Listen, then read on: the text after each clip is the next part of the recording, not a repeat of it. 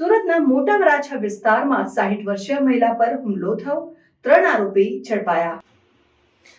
સુરતના મોટા વરાછા વિસ્તારમાં 60 વર્ષીય મહિલા પર હુમલો થયો હતો। આ ઘટના તાડફળીના પૈસા આપવા બાબતે બોલાચાલી દરમિયાન બની હતી।